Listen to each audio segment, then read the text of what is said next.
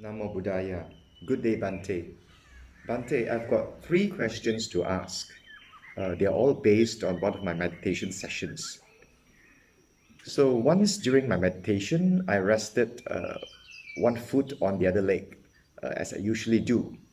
After a short while, I realized the ankle bone is actually pressing on the other leg, but the discomfort is still tolerable. But as I sat longer, the pain became stronger. So, my first question is the fact that the pain became stronger, is it because the mind uh, was focusing on the discomfort of the ankle bone pressing on the other leg? Or was the feeling of the pain growing stronger real? Or was it just my illusion? Is it due to my aversion to the discomfort? I've actually set the meditation timer for 30 minutes, and I'm usually reluctant to adjust my legs. So that's my first question. Well, first off, pain is a very common experience in meditation, and virtually every meditator encounters it sooner or later and from time to time. So you're not unique in that, don't worry. And all of us are working and having to deal with pain, because once you have a body, the body will become painful. You asked whether the pain is real or an illusion. That's an interesting question. It begs the question, what is real? What is fake? What is an illusion? And maybe here I would like to distinguish a little bit. We can look at sense objects, like visual sights, or shapes and sounds, odors, flavors, touching objects and mind objects, versus sense experience, seeing, hearing, smelling, tasting, touching, and thinking. Which of them is more real? The object or the experience of seeing? The sound or the experience of hearing?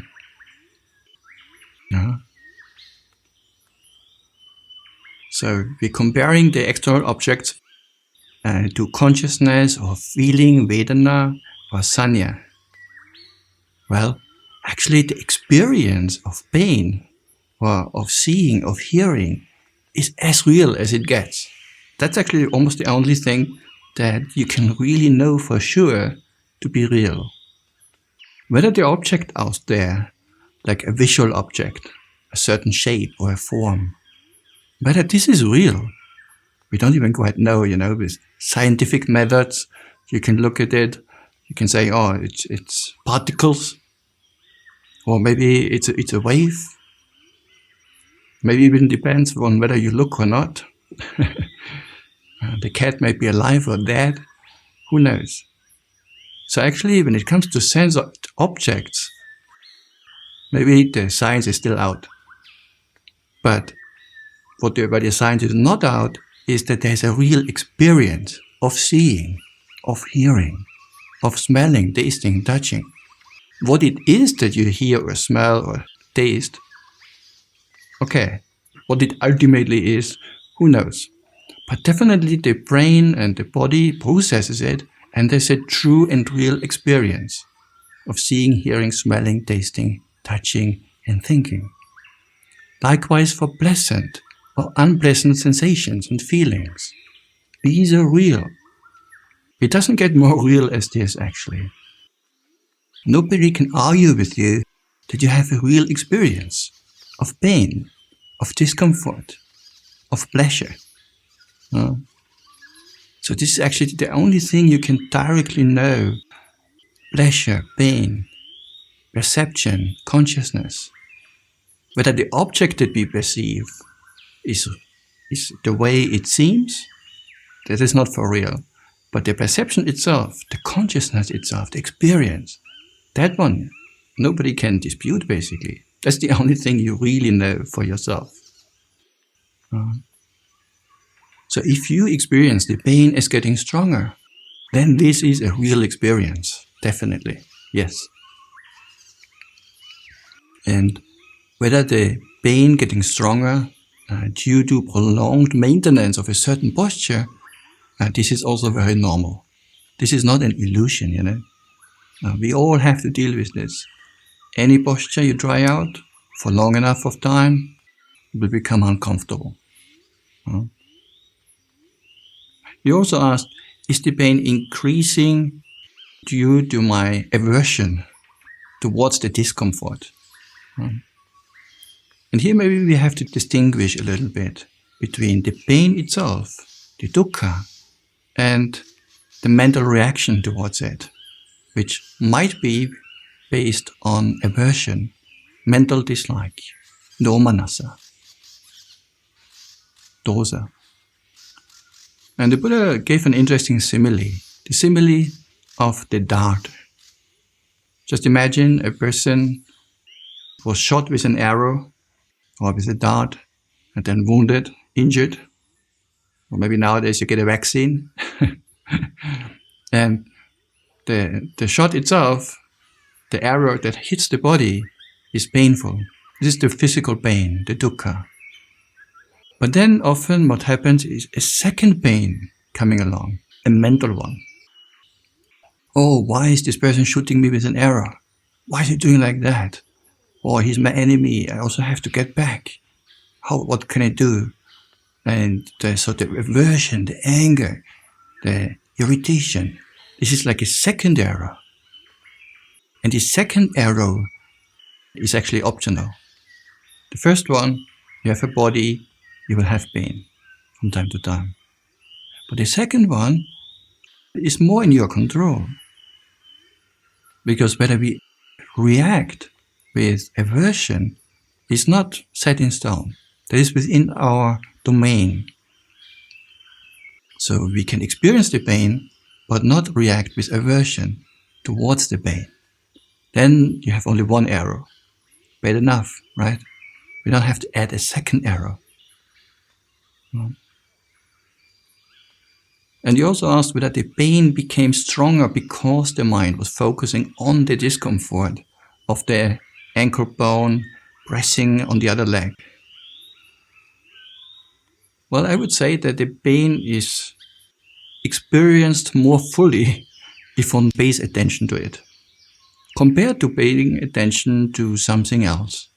For example, while you have a painful experience, your legs or feet, but then you're listening to music at the same time, you might sometimes forget about the pain because you're just enjoying the music. Well, typically, men like to watch football sometimes. They forget. They don't even feel the body, even though sitting for a long time, and you forget about it. Or you watch the breath, mindfulness of breathing, breathing in, breathing out. And by putting the intention away from the pain itself, you don't experience it as strongly as you would otherwise. Or loving kindness. Whatever you direct the mind towards, other than the pain, it will distract the mind from the pain and it will not feel as unpleasant. In fact, in deep concentration, with deep samadhi, you can for long periods be free from pain. Because the mind is focusing on something else and paying attention to something else, to the exclusion of the body and other experiences. So therefore, in meditation, sometimes you will experience that you can sit longer when the mind is peaceful, calm, and can focus and pay attention well to the meditation object. But eventually, pain and discomfort will still come, just a matter of time. Okay. Anything else? My second question is it okay to adjust my posture in the middle of my meditation? Or should I just stay put and watch how the mind reacts to the pain? So in that situation, I actually try to take my attention away from the pain and I try to focus on my breathing. But when I hear my neighbor playing the piano, my mind usually follows the melody. But still, I could sense the pain. I could feel the pain going on in cycles, from mild to strong. And when the pain peaks, I could even feel my body shaking a little bit. Oh, okay. That's interesting. So you're taking piano lessons while meditating, huh? 2 in 1. Very efficient. Okay. So you were asking whether during meditation one should just ignore the pain or whether one should watch the pain. Huh? Now, what is the right thing to do in this situation depends on what's your goal for this particular meditation session. Or you can divide it. Are you more in Samatha mode or Vipassanā mode? For example, in Samatha mode, what is the role of pain there? There's an interesting sutta in Anguttara Nikaya, Anguttara Nikaya 11.1 and also 2, where the Buddha points out that for a person who feels pleasure and comfort, sukha, no volition needs to be exerted. No intention needs to be made. Oh, let my mind be concentrated. The Buddha says, Dhammata is a bhikkhave yang sukhino chittang samadhiyati. It is natural that the mind of one feeling pleasure becomes concentrated. It's like a law of nature, dhamma, a dhammata. So, pleasure, sukha, leads to samadhi, leads to concentration, to composure. Now, pain, the Pali word is dukkha. Dukkha and sukha are opposites. So if there's a lot of pain in the body, it's actually quite difficult to enter deeper states of samadhi. So if samadhi and samatha is your mode of practice, and you're aiming at samadhi, at concentration, then I would rather recommend to, at first, ignore the pain for a while. Come back to your meditation object. Next time you notice it, again, you notice it, and then come back to your meditation object. It can be the breath or whatever. But then there comes a time when the pain becomes so predominant and so strong that it constantly pulls your attention away from the meditation object, from the breath, for example.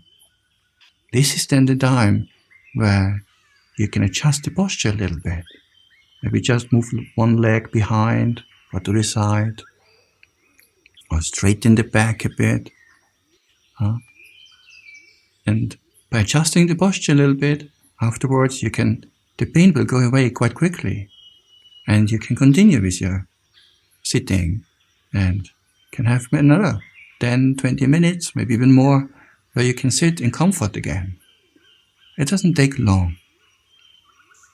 Because if you leave the pain getting stronger and stronger, you won't be able to focus anymore and pay attention to your meditation object. The pain becomes so predominant. So at that time is the time to change posture and the pain will disappear. You don't have to wait until the last moment, until you cannot bear it anymore. So once you notice, oh, my attention cannot stay on the object anymore, at that time you can shift already. Now, I said this is how we practice in Samatha mode. With samadhi, concentration is your main goal of the practice during this meditation session. But if you're more in Vipassana mode, where you want to get insights, understanding, and you want to investigate a little bit, then actually our attitude towards the pain can be a bit different. Because pain can be an object of meditation and can be observed. And you can make actually the pain as fertilizer for your practice. By observing, for example, the changing nature of the pain itself. Sometimes the pain increases. It starts out and then it gets more, so it's changing. also the exact location of the pain is not the same all the time. Even it's always maybe in your left knee, but it's actually moving a little bit. If you look closely, you can see it's actually changing all the time a bit. And also the intensity changes from moment to moment. So you can see anicca, the law of change, of impermanence, happening right in front of your eyes. And then of course pain is also dukkha by definition. So it's easy to see that the pain is uncomfortable and difficult to bear and unsatisfactory. So this is easy to notice. And the pain is also, well, did you make it happen? Is it in your control? No. No. It comes because of causes and conditions, mainly because of not changing the posture for a long time. So the pain is also anatta. You didn't make it happen, and you don't have control over it either. If something really belongs to you, if something really belongs to me, I should have control over it, complete authority over it. But we don't. The body doesn't follow our instructions. So we can understand, oh, the pain is conditioned. And it's also anatta. It's not myself, not mine. So in this way, you can use the pain for investigation in the light of anicca, dukkha, anatta. Also in Satipatthana practice, like in Vedana and Vipassanā, you can see pain as an object to be mindful of. Just watching, just observing it. Not interfering, not wanting to make it stronger, also not wanting it to go away. You just observe it. It's just pain. Not my pain, just an object of awareness, of mindfulness.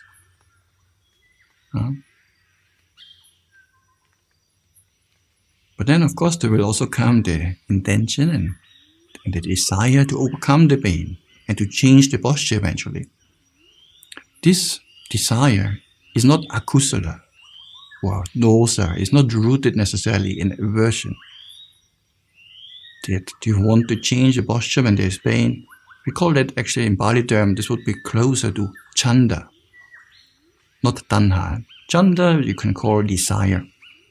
But desire can be wholesome, can be unwholesome. When it's unwholesome, usually the Buddha calls it tanha, craving. But chanda, even an arahant can have pain and will have a desire to overcome it.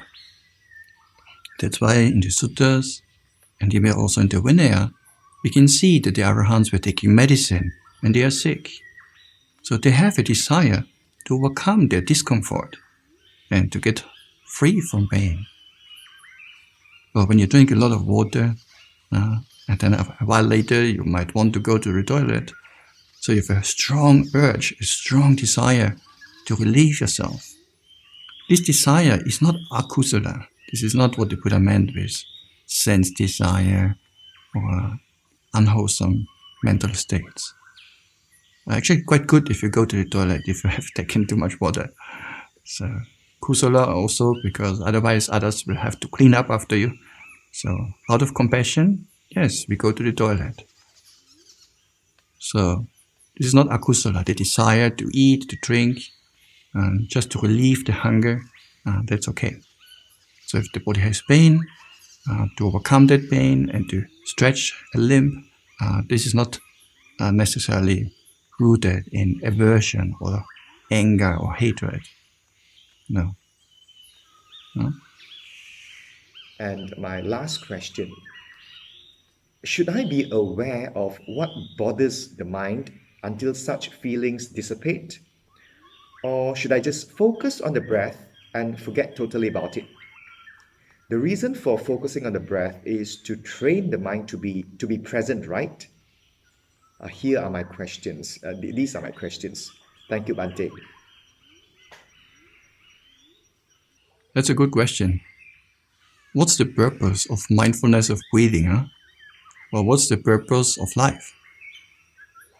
Sometimes people have asked me also, What do you monks do for a living? I always say, I breathe in and I breathe out. That's what I do for a living. That's what I do to stay alive. What are you doing for a living?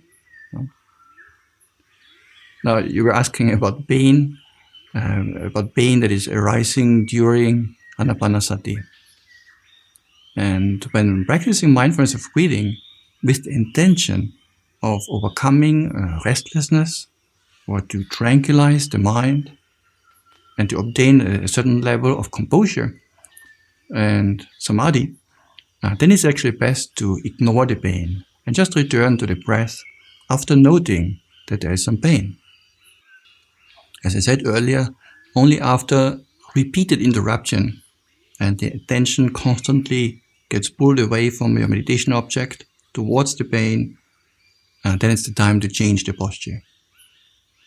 But during your daily life practice, or when practicing open mindfulness on a retreat, you might sometimes just observe the very thing that bothers the mind and take it as an object of awareness.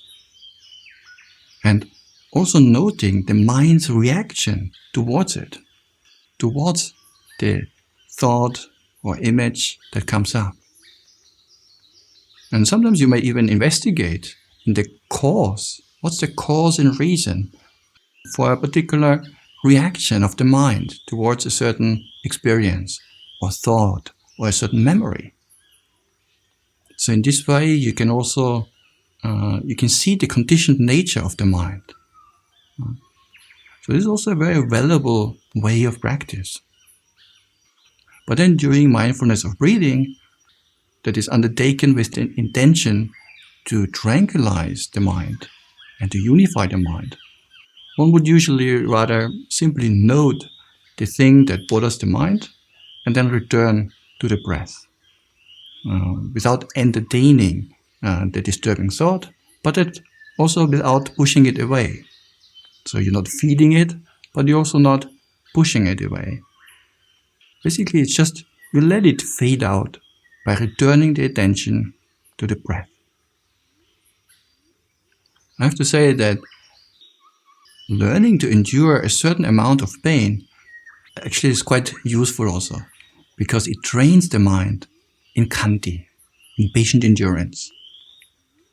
And if a person can't endure even a slight discomfort, a bit too hot, a bit too cold,